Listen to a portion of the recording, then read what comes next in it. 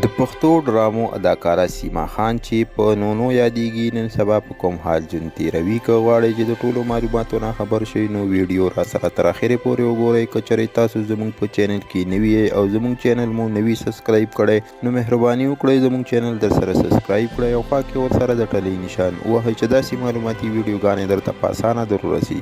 سلامونه دوستانو، سیما خان یعنې نونو خو به تاسو ښه پیژنئ چې د پښتو سی ډي ډرامو یوه ښه او تکړه اداکاره ده چې نن سبا په ډرامو کې کار نه کوي. سیما خان ډیره ښکلې ډرامې جوړولې او یو ښه اداکاري به یې کوله چې هره ډرامه یې د یو بل نه ښکلې وه چې ډیر مینوال یې هم پیدا کړي وو چې د پښتو ژبې یو خدمت یې کوو. سیما خان د ډیرو نوموړو اداکارو سره ډرامې جوړې کړي دي چې په هغې کې طارق جمال، منظور خان، جهانگیر خان، نعیم مخلص داسې اداکارانو سره یې ډرامې جوړې کړي دي. په سیما خان یو وخت الزام لګېدلی و چې هغې یو غیر اخلاقي ویډیو جوړه کړې وه. داسې ویل کېږي چې هغه ویډیو په دوبۍ کې د پیسو دپاره جوړه کړې وه. سیما خان له دې ویډیو نه بعد چا ونه لیدله نو خلکو ویل چې سیما خان د دې ویډیو په وجه خپلې ډرامې جوړول پرېښودل. خو څه موده بعد معلومه شوه چې سیما خان واده کړی او خاوند سره خپل ژوند تېروي. خو څه موده مخکې په سوشل میډیا دا خبره وایرل شوې وه چې سیما خان له خاوند طلاق ورکړی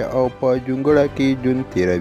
خو سیما خان بیا د دې خبرې سپیناوی وکړو او وی ویل چې پښتانه ما پسې داسې پراپګنډې کوي. زه د خپل خاوند او بچو سره خوشحاله یم او د یتیمانو دپاره یو انجیو هم چلوم چې خاوند مې را سره پوره مدد کوي. سیما خان وایي چې زه د خپلو بچو د تعلیم دپاره کوشش کوم چې په دوی ښه تعلیم حاصل کړم او څوک یې داسې غلط الزام ونه لګوي. دوستانو دا و د سیما خان نونو د ژوند حقیقت چې در سره مو شریک کو. که ویډیو مو خوښه شوي شیر یې کړئ او چینل در سره ضرور سبسکرایب کړئ. مننه کوم چې ویډیو م را سره تر اخرې پورې وکتل او د بلې ویډیو پورې دلوي. الله په امان.